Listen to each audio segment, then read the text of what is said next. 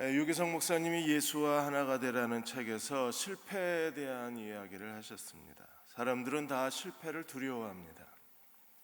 근데 실패보다 더 두려운 게 있습니다. 그것은 실패만 생각하는 거예요. 실패만 바라보는 사람은 실패한 사람보다 더 두렵습니다. 우리가 실패한 뒤에 실패만 바라보고 있으면 더 좌절감만 느낄 수밖에 없습니다. 그리스도인은 어떻게 해야 되나요? 주님을 바라보아야 합니다. 실패를 바라보는 게 아니라 실패했다고 느꼈을 때에 주님을 바라보는 믿음이 우리에게 있어야만 합니다. 하나님은 실패하지 않게 우리를 인도하시는 분이 아니시라 우리도 하나님 앞에 살아가는 동안에 언제든지 실패할 수 있어요. 실수할 수 있고 실패할 수 있습니다. 그러나 주님을 바라보면 주님이 어떻게 하시나요? 우리의 그 부끄러운 실패마저도 하나님의 놀라운 은혜로 바꿔주시는 분이십니다. 그래서 실패를 통해서만 얻는 하나님의 은혜가 있어요. 실패하지 않으면 얻을 수 없는 하나님의 은혜가 실패 속에 있기 때문에 우리가 실패 자체를 부끄러워할 것이 아니라 하나님을 바라볼 줄 아는 믿음의 사람이 되어야만 합니다. 가장 많은 실패 중에 하나가 죄 문제일 거예요. 그래서 오늘 4장에서 속죄제는 우리에게 굉장히 중요합니다. 죄를 졌다고 우리가 하나님에게서 멀어지고 하나님께 등을 돌릴 수는 없습니다. 죄를 지었을 때 어떻게 해야 되나요? 속죄제를 드리고 하나님께로 돌아가면 우리가 잘못한 모든 죄와 허물을 통해서 하나님은 새로운 기회를 만들어 주시는 하나님이십니다. 죄가 죄로 끝나는 게 아니라 내 인생을 향한 하나님의 새로운 기회가 되게 만드시는 분이 하나님이십니다. 그래서 우리가 속죄 제사를 어떻게 드려야 되는지를 오늘 4장에서 배우고자 합니다. 4장과 5장은 하나입니다. 4장 1절에서 5장 13절까지는 속죄제에 대해서 다루고 5장 14절에서 6장 7절까지는 속건제에 대해서 다루어요. 이 두 가지 속죄제, 속건제의 그 하나님께 드리는 제사 의식이 비슷하게 전개가 되고 있어서 두 제사를 하나로 묶기도 합니다. 1장에서 3장까지 번제, 소제, 화목제의 가장 중요한 것은 제물의 종류였어요. 그런데 오늘 4장, 5장 이 속죄제에서 가장 중요한 것은 하나님 앞에 피 뿌리는 의식이 가장 중요한 제사 의식입니다. 그래서 속죄제의 가장 중심적인 예배 행위는 피 뿌리는 의식에 있습니다. 우리가 하나님 앞에 죄를 짓는 것을 크게 셋으로 나누었어요. 하나는 실수로 잘못해서 우리가 하나님 앞에 죄를 지을 경우, 그 다음에 5장에 보시면 무작위는 뭐냐면 일정한 의무를 하지 않는 죄에 대해서 부작위의 죄에 대한 죄를 다루고, 그 다음에 고의로 짓는, 일부러 짓는 죄에 대한 그 속죄제가 다 다르게 설명이 되고 있습니다. 오늘 우리가 속죄제 4장을 크게 셋으로 나누어서 살펴보려고 합니다. 첫째로 속죄제는 무엇을 의미하는가? 번제와 소제는 거의 매일 드렸어요. 그리고 화목제는 특별한 경우에 우리가 감사할 때, 또 하나님 앞에 서원이 응답됐을 때, 하나님 특별한 은혜를 받았을 때 하나님 앞에 화목제를 드렸습니다. 속죄제는 자주 드리는 제사는 아닙니다. 그러나 가장 중요한 제사 중에 하나예요. 우리가 속죄제를 히브리어로 하타트라고 합니다. 하타트는 죄를 범했다는 뜻이에요. 죄가 하마르티야, 거기서 하타트라는 단어가 나오는. 그런데 우리가 여기서 궁금한 게 있습니다. 왜냐하면 번제나 소제나 화목제, 소제를 빼고 전부 피의 속죄가 있었어요. 예배자가 번제에 드릴 제물을 잡고 화목제에 드릴 제물을 잡았을 때 예배자가 짐승을 잡고 제사장은 어떻게 했어요? 그릇을 가져다가 피를 받아서 그래서 번제단에 쏟거나 번제단에 발랐어요. 그럼 모든 제사에 이미 속죄가 있어요. 그런데 속죄 제사를 드려야 될 이유가 어디 있을까요? 무엇보다도 레위기 16장에 보시면 1년에 한 번 대제사장이 염소의 피를 가지고 지성소에 들어가서 지성소를 정결케 하고 대제사장과 백성의 죄를 속죄하는 대속죄일이 있어요. 이미 번제에도 속죄의식이 있고 화목제에도 속죄의식이 있는데 속죄 제사를 하나님 드리라고 한 이유가 어디에 있을까? 죄는 하나님과 사람의 관계를 깨트립니다. 그리고 사람과 사람 사이의 관계를 무너뜨리는 게 죄예요. 죄는 하나님의 거룩한 땅을 더럽힙니다. 그리고 무엇보다도 하나님의 성전을 더럽힙니다. 만일에 하나님의 성전을 더럽히면 어떻게 될까요? 하나님이 자기 백성 가운데에 임재하실 수가 없는 거예요. 성전의 상징이 무엇입니까? 하나님 모세를 통해서 성막을 짓게 하시고 성막 가운데 쉐키나 하나님의 영광의 구름이 임재하시면서 지성소는 땅에 있는 하나님의 보좌입니다. 그래서 하나님이 자기 백성과 같이 계신 하나님이신 거예요. 내가 너희 안에, 너희가 내 안에 있다는 건 추상적 개념이 아닙니다. 이미 성막을 통해서 내가 너희 안에, 너희가 내 안에 있다는 이 하나님의 언약이 성취가 된 거예요. 그래서 하나님은 자기 백성 가운데에 거주하시는 하나님이십니다. 장막이 하나님의 집이라고 이름을 붙인 거예요. 하나님이 실제로 자기 백성과 함께 거주하고 계신 겁니다. 그런데 만일에 장막이 더러워지면, 성전이 더러워지면 어떻게 돼요? 하나님이 쫓겨나시는 거예요. 자기 백성과 함께 거주하실 수가 없습니다. 그러므로 이스라엘 백성이 죄가 단순히 개인의 영혼만 더럽히는 게 아니라 그 땅을, 거룩한 땅을 하나님 앞에 더럽히고 하나님의 성전을 더럽힘으로 인하여, 그래서 그들이 하나님의 성전을 더럽혔을 때에 그 성전을 거룩하게 해야만 하나님이 자기 백성 가운데 내주하실 수 있는 거예요. 구약신학자 고든 웨남은 이렇게 말했습니다. 죄가 거룩한 땅을 더럽히고 하나님이 내주하시는, 거주하시는 집을 더럽혔으므로 속죄 제사는 성소를 더러움에서 정결케 하는 것이 속죄 제사의 목적이라고 그랬어요. 성전을 더럽히는 죄는 어떤 죄가 있을까요? 오늘 4장 1절에 뭐라 그랬습니까? 누구든지 여호와의 계명 중 하나라도 실수로 범하면 죄를 짓는 거예요. 그런데 대제사장이 죄를 짓거나 지파의 우두머리가 죄를 짓거나 그 이스라엘의 어떤 공동체의 법적 책임을 가지고 있는 회의기관이 죄를 짓거나 백성이 죄를 지었을 때 그 백성들이 지은 죄가 하나님의 성전을 더럽히기 때문에, 그래서 속죄 제사를 통해서 그 속죄 제물의 그 피를 하나님의 성소에 뿌리거나 아니면 번제단에 뿌리는 거예요. 그래서 성소를 정결케 합니다. 그래야 하나님이 자기 백성 가운데 계속 거주하실 수 있는 거예요. 오늘 속죄 제사에 대해서 공부하면서 정말 두려운 생각이 듭니다. 오늘 이 시대의 교회에 정말 하나님은 거주하고 계실까? 두려운 마음이 우리 들었습니다. 먼저 이 하나님 앞에 우리가 대제사장, 그 다음에 교회 지도자, 교회 우두머리, 백성의 죄에 대해서 다루면서 어떻게 성소가 더러워지고 그 성소가 정결하게 되는가를 우리에게 설명하고 있는데, 이 성소의 오염이 우리들을 너무나 두렵게 하고 있는 것. 이번에 미국의 사우스캐롤라이나에 있는 뉴 스프링 교회가, 이 교회는 출석 교인이 3만 명이 넘습니다. 그러니까 미국의 초대형 교회 중에 하나예요.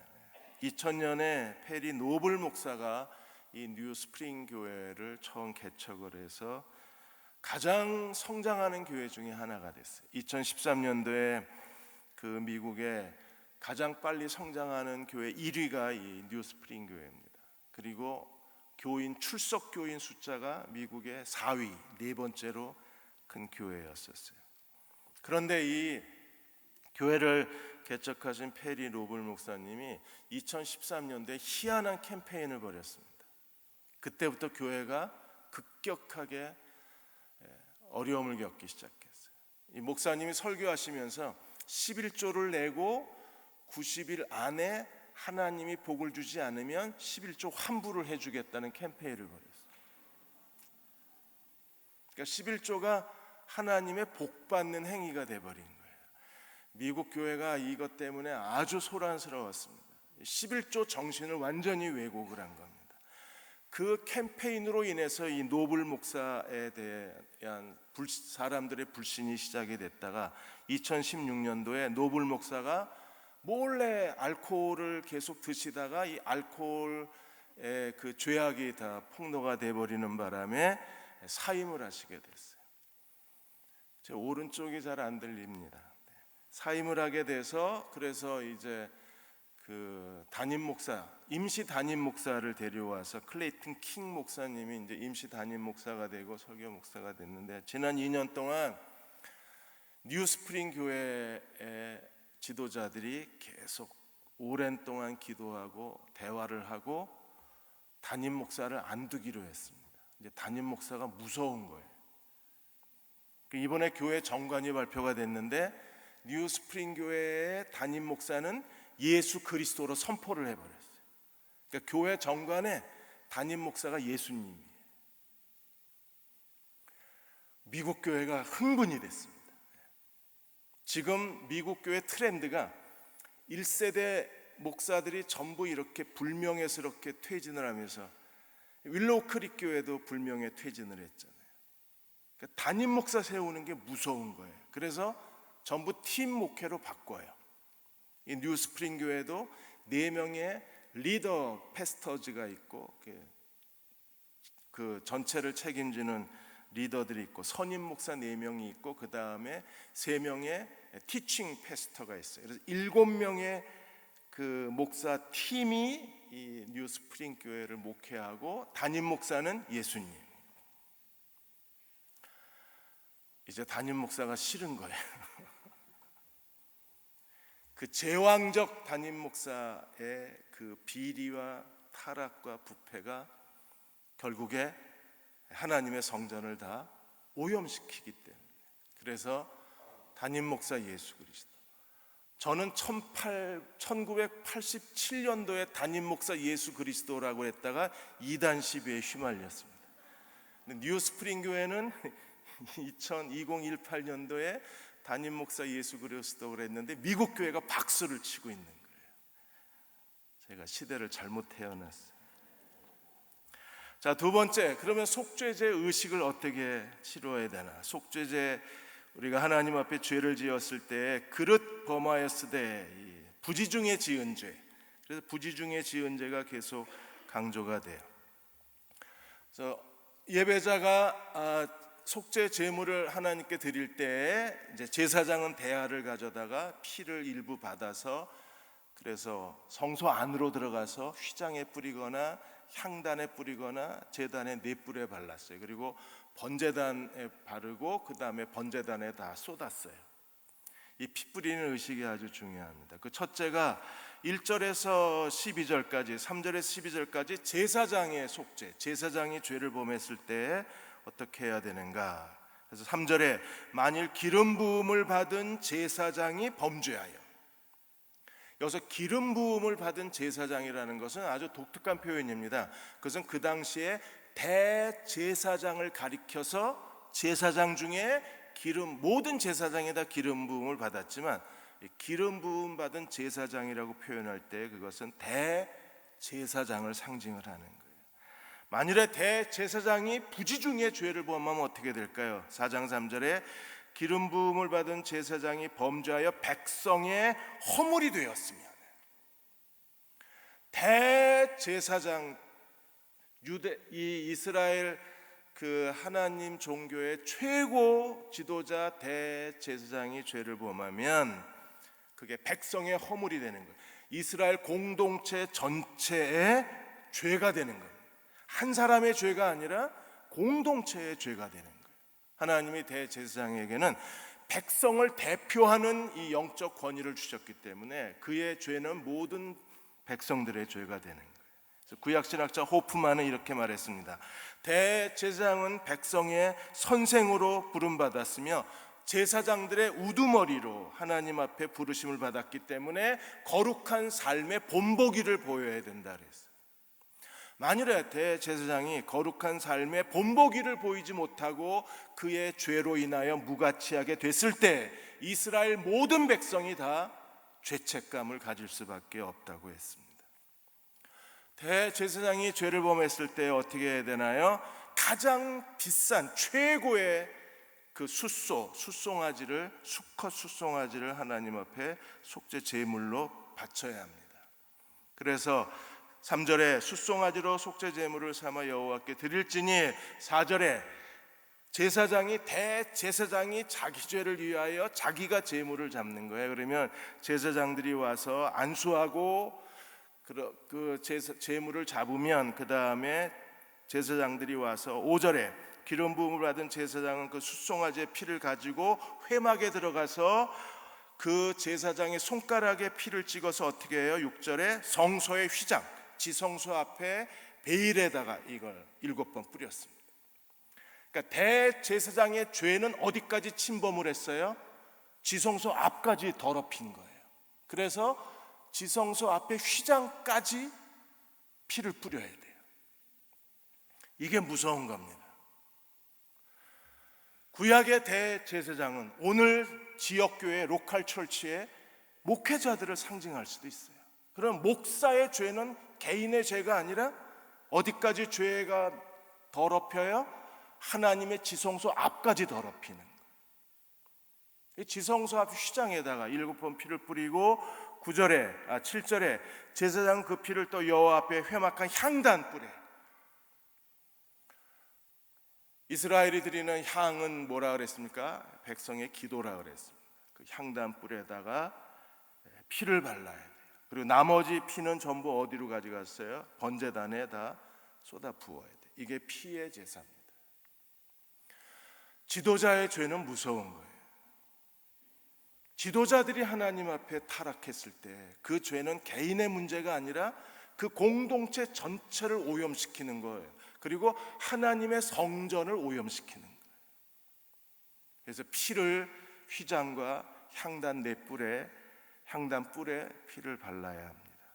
그리고 8절에서 10절까지는요, 화목제물의 제물처럼 기름을 다 제거하고, 기름은 하나님 거니까, 그래서 기름을 8절에 내장에 덮인 기름, 내장에 붙은 모든 기름, 그 다음에 9절에 화목제물처럼 콩팥 위에 허리 쪽에 있는 기름, 간에 덮인 꺼풀, 이걸 전부 떼어놔서 하나님 앞에 불태워서 화제로 하나님께 드렸습니다. 그리고 11절 12절에 나머지 짐승의 가죽, 그 다음에 고기 덩어리, 머리, 정강이, 내장, 똥, 그 수컷 전체를 재를 쏟아붓는 곳에 가지고 가서 거기서 불태웠어요. 진영 바깥에 데리고 나가서 거기서 불태웠습니다. 12절에 똥 그 송아지 전체를 진영 바깥 재버리는 곳인 정결한 곳으로 가져다가 불로 나무 위에서 사르되 재버리는 곳에서 다 태워서 번제로 하나님께 드렸어요.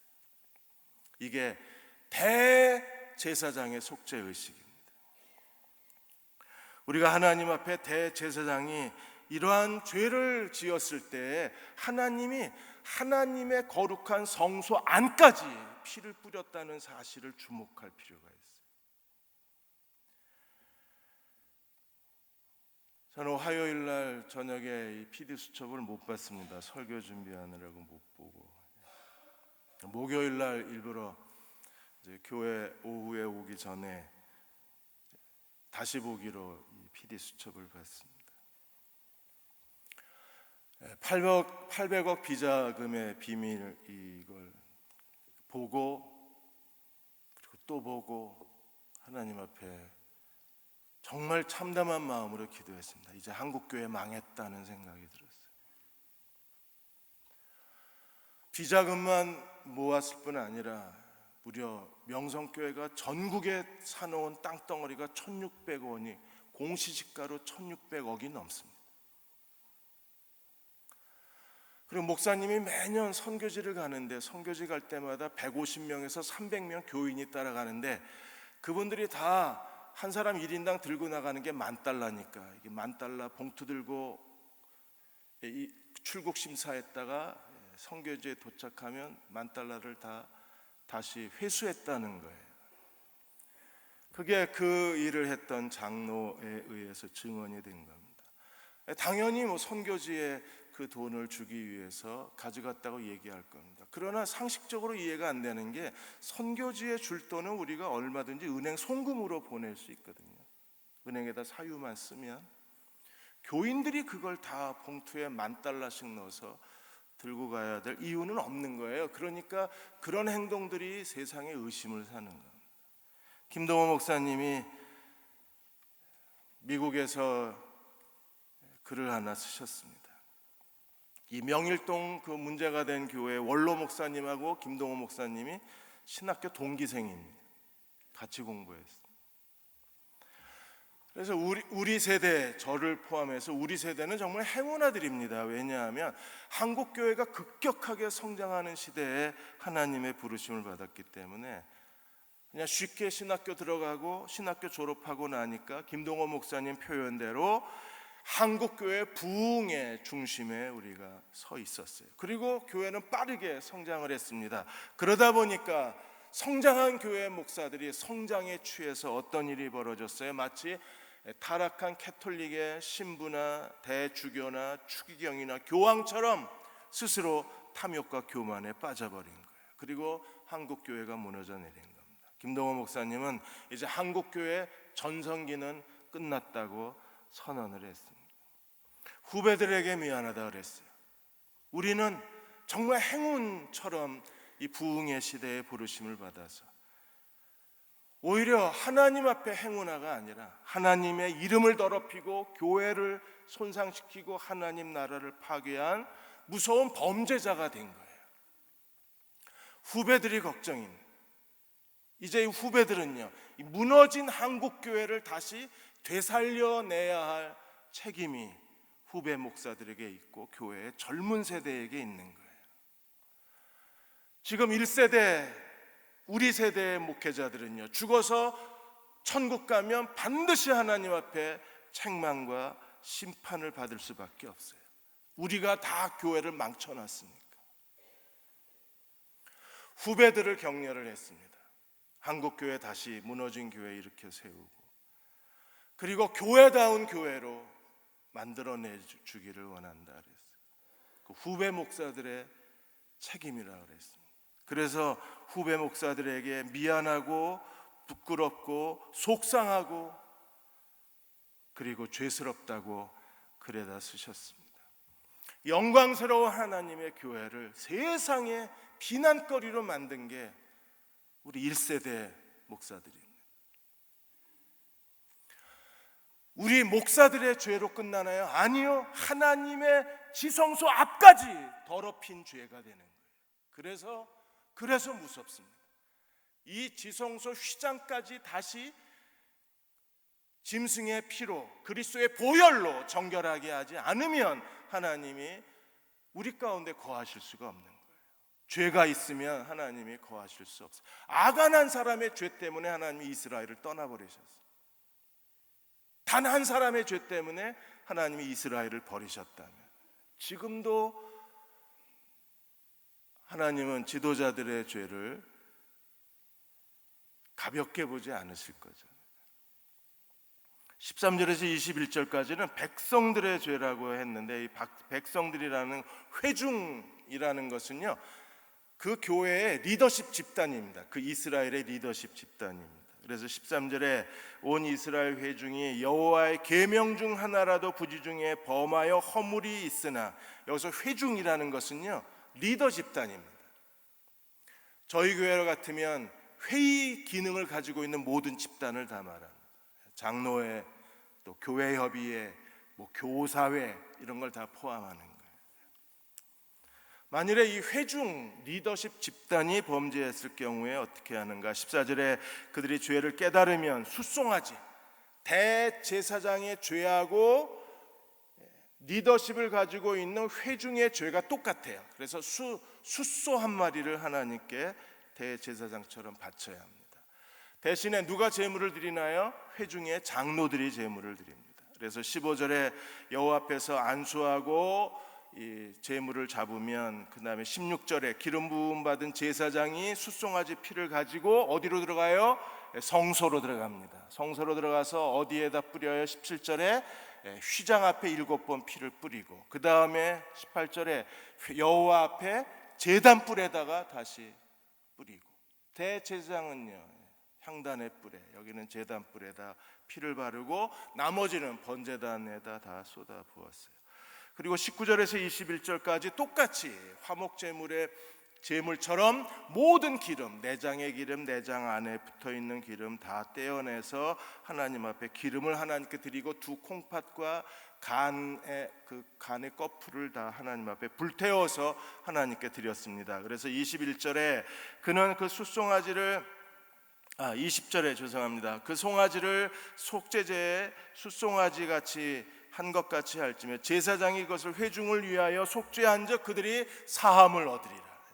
대제사장이 속죄 제물을 드리고 죄 사함을 선언하면 하나님이 그 회중의 죄를 용서하시는 거예요. 그리고 나머지 이 숫송아지는요 대제사장처럼 똑같이 21절에 진영 밖으로 가서 첫 번째 숫송아지를 불태우는 것처럼 다 불태워서 하나님께 드렸습니다. 그 다음에 22절에서 26절까지 백성의 지도자, 족장들의 죄에 대해서 하나님이 속죄제사 예식을 설명했는데 똑같은 방법입니다. 그래서 22절에 만일 족장이 그 하나님 여호와 앞에 계명 중 하나라도 부지 중에 범죄했다가 깨닫지 못하다가 깨달으면 뭘 드려야 돼요? 23절에 흠없는 순염소. 그런데 이 흠없는 순염소를 드리는데 그 피를 가지고 제단 안에 들어가진 않아요. 제단 안에 들어가서 피를 뿌리는 건 대제사장하고 회중의 죄예요. 그러니까 최고 리더십의 죄는 성소 안에 들어가서 피를 뿌렸어요. 그 다음에 족장과 백성들의 죄는 성소 안으로 들어가지 않습니다. 그래서 24절에 순염소 머리에 안수하고 거기에 하나님 앞에 제물을 드려서 속죄제를 드렸는데 25절 제사장은 어떻게 했습니까? 속죄제물의 피를 손가락에 찍어 번제단 뿔 4뿔에 바르고 나머지는요 번제단에다 쏟았어요. 그리고 다 하나님 앞에 화목제물처럼 태워서 드렸습니다. 그리고 제사장이 죄사함을 선언하면 족장들이 죄사함을 받았습니다. 마지막으로 27절에서 35절까지 백성들이 죄를 범했을 때 두 가지 경우에, 하나는 흠없는 암염소를 드렸을 때가 28절에서 31절까지고, 그 다음에 흠없는 암컷 어린 양을 드렸을 때가 32절에서 35절. 똑같아요. 제물에 안수하고 그 다음에 피에 속죄 의식을 했는데 어디에다가 했어요? 번제단. 30절에 보시면 그 암염소를 드렸을 때 손가락으로 그 피를 찍어 번제단 뿔에 바르고 그 피 나머지는 제단에 쏟고, 그 다음에 기름은 다 불태우고, 어린 암컷의 양도 마찬가지입니다. 34절에 속죄제물의 피를 손가락으로 찍어 번제단 뿔에 바르고 제단에 쏟고 기름은 태우고, 그래서 35절 하반절에 이같이 제사장이 그가 범한 죄에 대하여 그를 위하여 속죄한즉 어떻게 돼요? 죄사함을 받으리라. 그래서 속죄제가 끝나게 됩니다. 우리 한 사람 한 사람의 죄가 한 사람의 죄로 끝나는 게 아니라 백성과 족장들의 지파 어른들의 죄는 어디까지 가요? 번제단, 성전 뜰에 있는 번제단까지. 그러나 번제단을 더럽힌다는 것은요 정말 무섭습니다. 왜요? 번제단이 더러워지면 하나님 앞에 제사를 못 드리는 거예요. 결코 가볍지가 않은 거예요. 그리고 대제사장과 회중의 죄는 성소 안까지 들어가서 성소 안의 휘장과 성소 안의 거룩한 기구까지 다 더럽혀서 하나님을 능히 섬기지 못하게 만드는 거예요. 그래서 우리가 서로 이 공동체를 더럽히지 않으려고 노력해야 될 필요가 있어요. 요즘에 한국 교회를 더럽히는 가장 무서운 현상 중에 하나가 말을 너무 함부로 하는 거예요. 말로 인해서 상처를 받고 말로 인해서 분쟁이 일어나고 괜히 아무 생각 없이 내뱉은 말로 인해서 영적으로 무기력해지는 현상이 점점 더 독감 바이러스 퍼지듯이 그렇게 한국 교회에 퍼져나가요. 어느 한 분이 나이 드는 증상 중에 하나가 근육이 다 빠져나가고 힘이 없어진답니다. 다리도 가늘어지고 다리 근육도 약해지고, 그런데 끝까지 근육이 약해지지 않는 부위가 있대요. 팔도 가늘어지고 다리도 가늘어지고 심장 근육도 슬슬 이제 기운이 빠지는데 끝까지 죽을 때까지 힘이 약해지지 않는 근육이 있답니다. 목 근육이요. 나이 드신 분이 그래서 잔소리가 많은 거예요. 다른 건 다 기운이 없어서 걷지도 못하고 일어서기도 힘들고 뭘 하기도 힘든데 이건 생생해요. 그래가지고 그냥 잔소리. 그래서 이분이, 의사분이 칼럼을 쓰면서 부모가 잔소리하면 감사해라. 아직 건강하시다는 증거다. 근데 교회는요, 잔소리 때문에 교회가 더러워져요.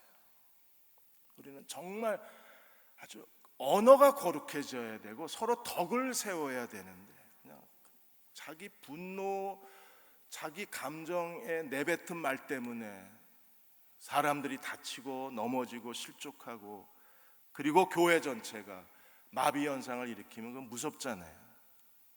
속죄제를 드려야 될 교회들의 모습입니다. 그러면 이제 마지막으로 세 번째, 우리는 어떻게 해야 되나요? 오늘 신약시대의 그리스도인의 속죄제는 어떤 게 있습니까? 고린도전서 3장 16절 17절에 너희는 너희가 하나님의 성전인 것과 하나님의 성령이 너희 안에 거하시는 걸 알지 못하느냐. 우리는 성전을 더럽히는 죄에서 벗어나야 돼요. 만일에 성전을 더럽히면 오늘 우리도 속죄제를 하나님께 드려야 돼요. 대제사장 그리고 회중들, 특별한 조직체 회중들, 그리고 지파의 두령, 그리고 평민들에 이르기까지 그들의 죄가 하나님의 번제단을 더럽히고 지성소의 휘장을 더럽히고 성막의 기구들을 더럽혀서 오염시켜서 그걸 정결케 해야 할 필요가 있었다면 오늘 우리도 하나님의 성전을 더럽히면 안 돼요. 그래서 너희가 하나님의 성전인 것과 누가? 우리가 걸어다니는 하나님의 성전, 그리고 성령이 우리 안에 거하고 계십니다. 이렇게 믿으십니까? 그러면 17절에 누구든지 하나님의 성전을 더럽히면 하나님이 그 사람을 멸하시리라. 하나님의 성전이 거룩하니 너희도 거룩하라. 우리는 우리 자신이 걸어다니는 성전이고 교회, 예수 그리스도의 몸으로서의 교회가 이 땅에 지어져가는 하나님의 성전이잖아요. 에베소 2장 20절 22절에 교회는 지금 살아있는 하나님의 성전입니다.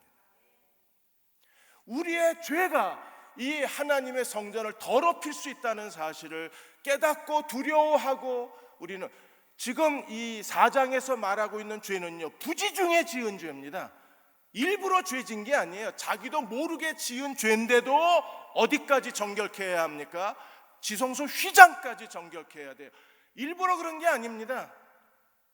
죄인 줄 알면서도 지은 죄가 아닙니다. 죄인 줄 모르고 지었는데 그게 어느 사이에 지성소 휘장까지 먹구름이 뒤덮이고 더러운 오염이 뒤덮이는 거예요. 그래서 제물의 피를 발라야만 하는 겁니다. 그런 것처럼 우리도 하나님 앞에 항상 내 자신의 성전을 더럽히지 않을까 두려워해야 하고, 대응 침례교회라는 우리에게 주신 이 거룩한 하나님의 성전을 더럽히지 않을까 우리가 두려워하는 마음으로 하나님을 섬겨야 합니다. 그리고 1년에 한 번 레위기 16장의 대속죄일에는요, 대제사장이 염소의 피를 가지고 어디까지 들어가요? 지성소까지 들어가는 거예요. 1년에 한 번 반드시 지성소도 깨끗게 해야 합니다. 왜? 사람들이 자기도 모르게 지은 죄가 하나님의 보좌까지 더럽히기 때문에. 그래서 대속죄일날 반드시 대제사장은 염소의 피를 가지고 하나님의 속죄소에 들어가서 속죄소에 피를 뿌렸어요. 하나님 보좌 앞에. 그래야 하나님이 그 성전을 통해서 자기 백성 가운데 거하실 수 있는 거예요. 우리가 하나님 앞에 거룩한 교회가 되려면 어떻게 해야 됩니까? 크레이그 바를로무뉴 이 목사님이 기도의 심장이라는 책에서 누가복음은 기도의 복음서라 그랬어요. 예수님이 기도하신 장면이 7번 나와요. 7번은 완전수입니다. 그러니까 누가는 기도하시는 예수님을 우리들에게 아주 강하게 보여준 거예요. 예수님이 성전을 청결케 하셨을 때 주님이 뭐라고 그러셨습니까? 내 집은 만민의 기도하는 집으로 불리우기를 원한다고 말씀하셨죠. 모든 이방 민족들이 하나님의 교회에 나와 성전에 나와서 기도하는 하나님의 집을 주님이 꿈꾸신 거예요. 그런데 이스라엘 백성들은 어떻게 했습니까? 그 기도하는 집을 강도의 소굴로 만들어 놓았어요. 그래서 예수님이 그 장사하는 사람들, 재물 파는 사람들을 다 내쫓으시고 성전을 정결케 하신 이유가 거기 있어요. 오늘 우리도 기도해야 합니다. 기도해야 하나님의 성전이 정결해질 수 있는 거예요. 지난 4일날 바다에 49일 동안 표류했던 인도네시아의 아딜랑이라는 청년이 구조를 받았습니다. 이 아딜랑이라는 청년이 인도네시아는 롬퐁이라는 그 오두막, 바닷가에 오두막을 지어놓고 거기에 일주일 동안 머물면서 이제 고기를 잡고 집으로 돌아가서 일주일치 식량을 가지고 저 롬퐁에 가서 있는데 강한 바람이 불어오는 바람에 롬퐁이 떠내려간 거예요. 그래서 2414km를 떠내려갔어요.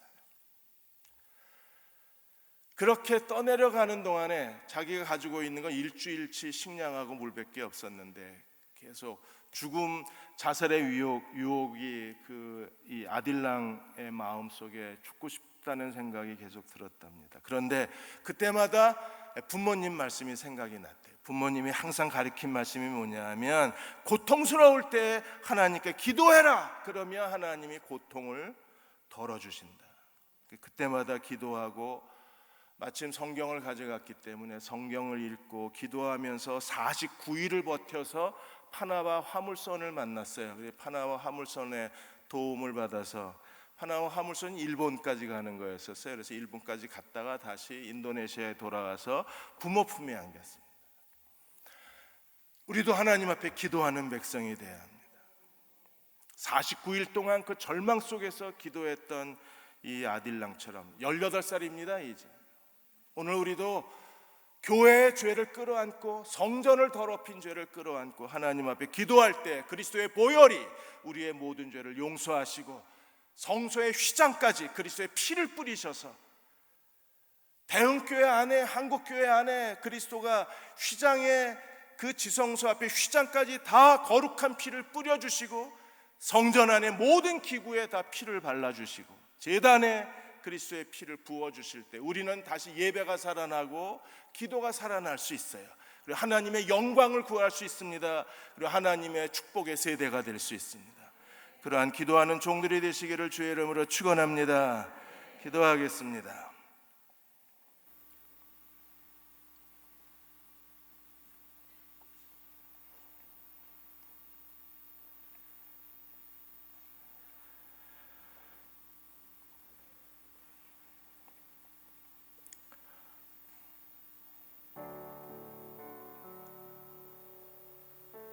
하나님, 한국교회는 아니 1세대 목사들은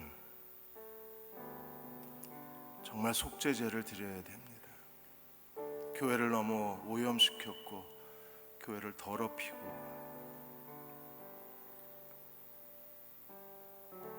하나님 그리스도의 보혈을 휘장에 뿌려주시고 향단의 뿔에 보혈을 발라주시고 성막의 모든 기구마다 주의 보혈을 발라 정결케 하여 주시고 번제단에 보혈을 발라 정결케 해주시고 다시 예배가 살아나고 기도가 살아나고 하나님 은혜가 살아나는 대한민국이 되게 도와주옵소서. 우리가 정말 잘못했습니다. 큰 죄를 지었습니다. 교만했습니다. 탐욕에 빠졌습니다. 주의 뜻대로 살질 못했습니다. 주여 우리에게 거룩한 성전을 되돌려 주옵소서. 그리고 성령의 전이 되도록 기도하는 저희들 되게 하여 주옵소서. 오늘 밤 찬양과 오늘 밤 기도를 들으시고 저희를 회복시켜 주옵소서. 예수님의 이름으로 기도드립니다. 아멘.